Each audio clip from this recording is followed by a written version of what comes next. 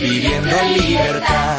Raíces, firmes en la verdad. Raíces, viviendo en santidad.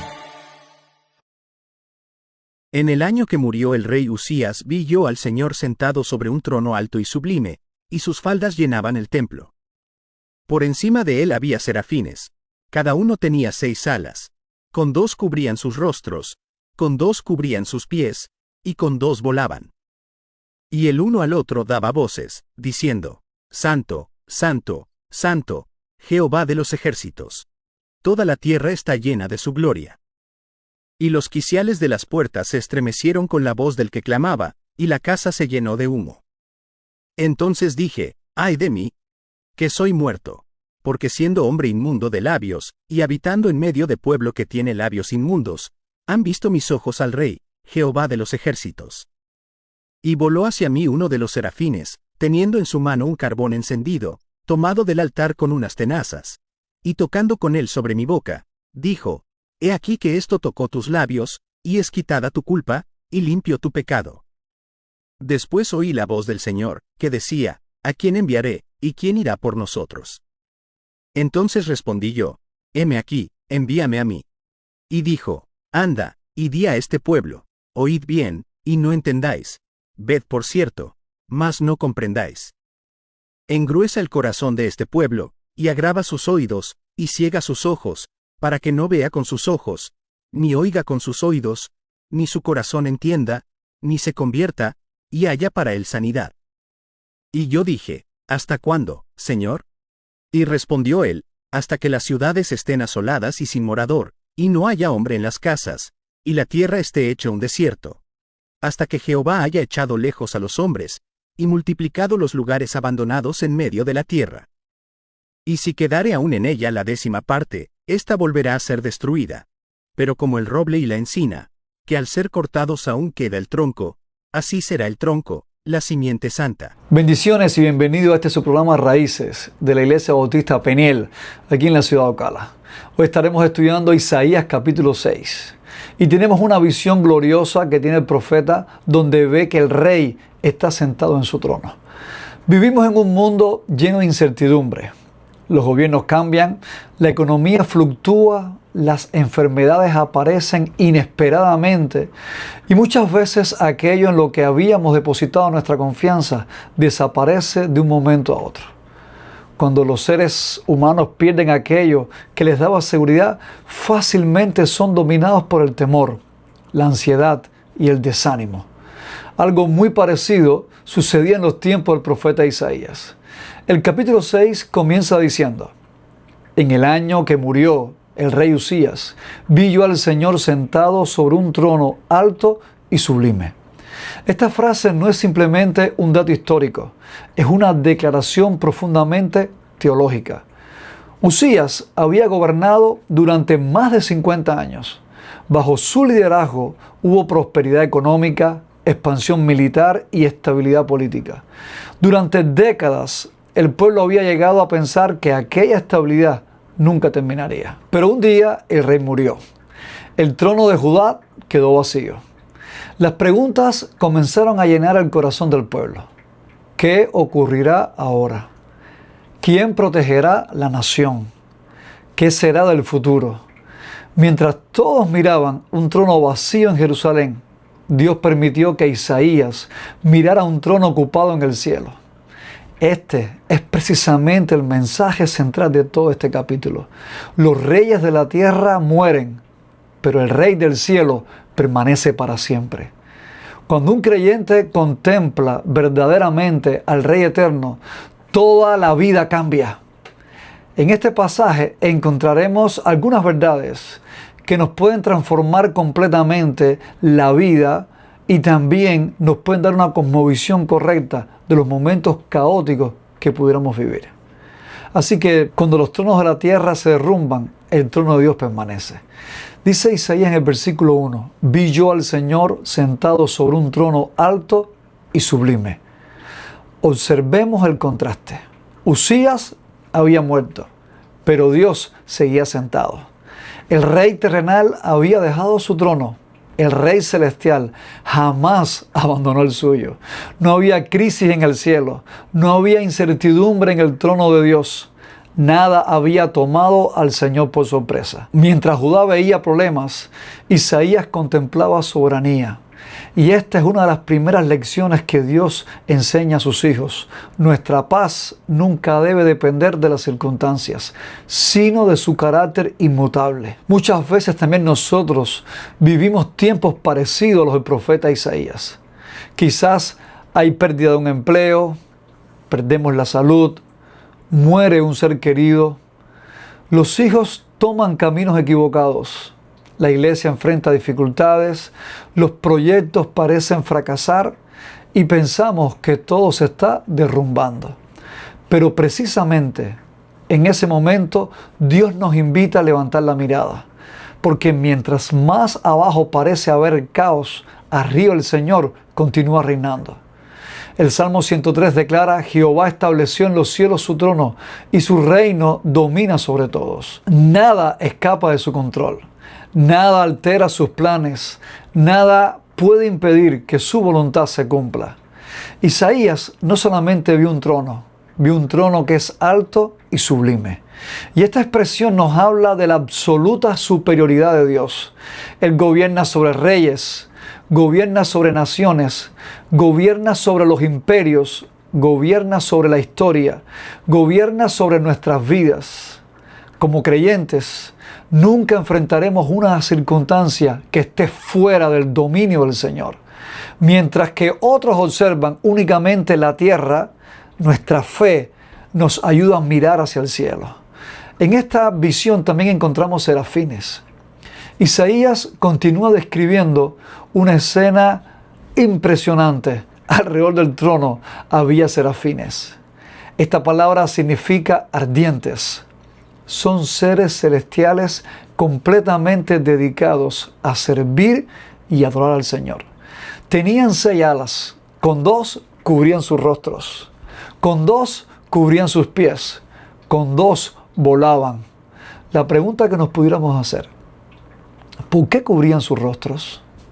Porque aun siendo criaturas santas, no se consideraban dignas de contemplar plenamente la gloria infinita de Dios. ¿Por qué cubrían sus pies? Es una señal de profunda humildad. Y con las otras 2 estaban listos para obedecer inmediatamente cualquier orden del Señor. ¿Qué aprendemos aquí? Que la verdadera adoración siempre produce humildad y disponibilidad. Quien realmente conoce a Dios deja de pensar tanto en sí mismo, deja de buscar reconocimiento, deja de buscar protagonismo. Su único deseo es glorificar al Señor. Vemos que tienen un canto celestial. Los serafines proclamaban continuamente: Santo, Santo, Santo, Jehová de los ejércitos. Toda la tierra está llena de su gloria. No decían amor, amor, amor, poder, poder, poder, o sabiduría, sabiduría, sabiduría. Aunque todo esto es cierto, el atributo que sobresale es la santidad. La santidad resume todas las perfecciones de Dios. Él es absolutamente puro, absolutamente perfecto, absolutamente separado del pecado. No existe maldad alguna en Él, no hay injusticia, no hay corrupción, no hay sombra de pecado. Nuestro Dios es completamente santo. Esta repetición triple no pretende simplemente dar énfasis literario. Expresa la plenitud incomparable de la santidad divina. El Dios de Isaías no es santo en un grado mayor que nosotros. Él pertenece a una categoría completamente distinta. No existe nadie como Él. Mientras los serafines adoraban, los quicios del templo temblaban y la casa se llenó de humo. Toda la creación respondía ante la presencia del Rey. Lo interesante es que Isaías todavía no habla de sí mismo. Mientras nuestros ojos están contemplando a Dios, todavía no pensamos en nosotros. Esto cambia inmediatamente la manera en que nosotros nos podemos contemplar a nosotros mismos mientras miramos la santidad de Dios de una manera exclusivamente gloriosa y diferente. Porque nadie puede contemplar verdaderamente la santidad de Dios sin comenzar a verse a sí mismo de una manera completamente diferente. Después de contemplar la gloria de Dios, Isaías tiene una reacción inesperada. Él no dice: ¿qué privilegio tan grande tengo? No puedo creer que Dios me haya permitido ver esta visión. No hay nadie más preparado que yo para ver esta visión. Él dice todo lo contrario. Él exclama: ¡ay de mí, que soy muerto! Porque siendo hombre inmundo de labios y habitando en medio de pueblo que tiene labios inmundos, han visto mis ojos al Rey, Jehová de los ejércitos. Esta declaración revela una verdad fundamental. Una visión correcta de Dios siempre produce una visión correcta de nosotros mismos. Antes de este momento, el profeta había pronunciado varios ayes contra el pueblo. En los capítulos anteriores había declarado juicios sobre la nación. Ay de los que juntan casa a casa. Ay de los que a lo malo dicen bueno. Ay de los que son sabios en sus propios ojos. Isaías había identificado correctamente el pecado del pueblo. Pero ahora ocurre algo profundo. Cuando está delante del Dios Santo, deja de mirar primero el pecado de los demás y comienza a mirar su propio corazón. Ahora el ay no está dirigido hacia otros, está dirigido hacia él mismo. Ay de mí. El verdadero encuentro con Dios nunca nos lleva al orgullo espiritual. Nos lleva a la humildad. Nos lleva al arrepentimiento. Nos lleva a reconocer nuestra necesidad de la gracia. La santidad de Dios revela siempre nuestra impureza. Isaías sigue diciendo: siendo hombre inmundo de labios. ¿Por qué menciona específicamente sus labios? Porque los labios representan lo que hay dentro del corazón. Jesús enseñó: porque de la abundancia del corazón habla la boca. Las palabras revelan nuestro interior. Nuestros labios expresan nuestros pensamientos, nuestras actitudes, nuestros deseos y nuestras prioridades. Isaías comprendió que el problema no era solamente lo que decía, sino lo que él era. No estaba diciendo: Señor, cometí algunos errores. Él estaba diciendo: soy un hombre impuro delante de un Dios absolutamente santo. Y esta es la diferencia entre una conciencia superficial del pecado y una verdadera convicción espiritual.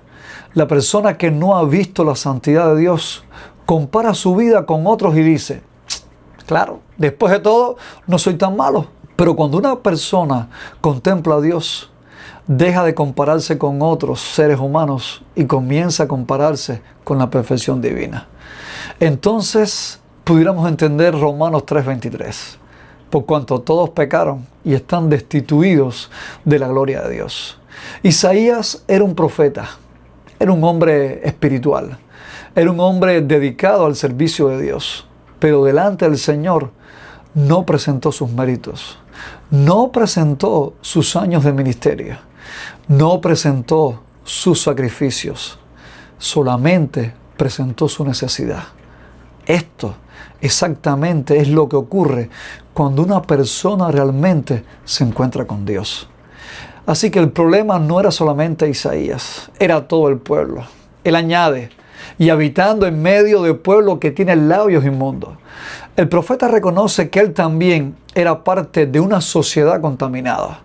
Esto nos enseña una verdad importante. El pecado no solamente está alrededor de nosotros, también afecta nuestro propio corazón. Es fácil señalar los errores de la cultura. Es fácil hablar de la corrupción del mundo. Es fácil criticar los pecados de otros. Pero la pregunta más importante es: ¿qué revela Dios acerca de mí? El mayor peligro espiritual es cuando conocemos mucho acerca del pecado de otros, pero poco acerca del nuestro. Podemos tener conocimiento bíblico, podemos tener posiciones doctrinales correctas, podemos incluso servir en la iglesia, pero si no hemos sido quebrantados delante de la santidad de Dios, podemos terminar siendo religiosos orgullosos, como en los tiempos de Cristo en su ministerio terrenal. Isaías requería ver primero la gloria de Dios para entonces poder reconocer su propia necesidad. Entendiendo esto, pudiéramos ahora ver en los versículos del 6 al 7 que no solamente Dios revela el pecado, sino que también provee la limpieza y la restauración espiritual que se necesita. Después de la confesión de Isaías ocurre algo maravilloso. El profeta no muere. La santidad de Dios podía haberlo destruido, pero la gracia de Él vino a restaurarlo. Observemos algo importante. Isaías no dice que se limpie a sí mismo. Él no intenta compensar sus errores. No promete esforzarse más. No presenta sus propias buenas obras. La limpieza viene completamente de Dios. El serafín toma el carbón del altar y este detalle es muy trascendental. El altar es el lugar del sacrificio. Es el lugar donde Dios había establecido que el pecado sería tratado mediante una ofrenda. El mensaje era claro. La culpa del pecador solamente puede ser removida mediante el sacrificio. Aquí encontramos la verdadera anticipación del Evangelio. Isaías fue limpiado por medio de un sacrificio que estaba representado en el altar. Nosotros, usted y yo, somos limpiados por medio del sacrificio perfecto de Jesucristo en la cruz del Calvario. Es por eso que Juan, en su primera epístola, escribe: la sangre de Jesucristo, su Hijo, nos limpia de todo pecado. La necesidad más profunda del ser humano no es solamente mejorar su conducta, no es solamente cambiar algunos hábitos, no es solamente recibir consejos positivos. Nuestra mayor necesidad principalmente es reconciliación con un Dios santo. Es la reconciliación mediante aquello que Cristo hizo posible a través de su sacrificio en la cruz del Calvario. La gracia transforma al pecador en un siervo. Y aquí vemos una secuencia muy importante de este capítulo. Primero, Isaías ve a Dios. Después, Isaías reconoce su pecado. Luego, Dios limpia a Isaías. Y finalmente, Dios envía a Isaías. Este orden nunca cambia. Dios no envía a personas que creen que no necesitan la gracia. Dios envía a personas quebrantadas que han experimentado su misericordia. Este es el comienzo de un ministerio espiritualmente profundo y poderoso. Comienza con una obra divina en el corazón. Antes de hablar para Dios, debemos haber sido tratados por Dios. Antes de anunciar perdón, debemos haber experimentado el perdón. Antes de señalar el camino, guiar a otros hacia la salvación, debemos nosotros mismos haber sido salvados y andar en este camino.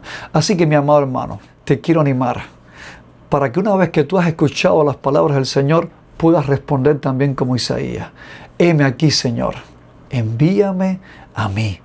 Que tú y yo hoy seamos la respuesta de Dios a su necesidad de proclamar su verdad y su evangelio a todas las naciones, sabiendo que el pecado cohabita a nuestro alrededor, que esta generación está perdida, que esta generación sin Jesucristo no tiene esperanza y está de camino a su ruina total. Por eso, hoy levantémonos, hablemos del mensaje de salvación. Hoy predicamos a un Cristo redentor, a un Cristo que salva, a un Cristo que cambia vida, a un Cristo que usa a un pueblo santo para proclamar sus maravillas. Y recordemos que el Rey sigue sentado en su trono y allí, siendo ministrados por Él, obedezcamos a su llamado. Heme aquí, Señor, envíame a mí.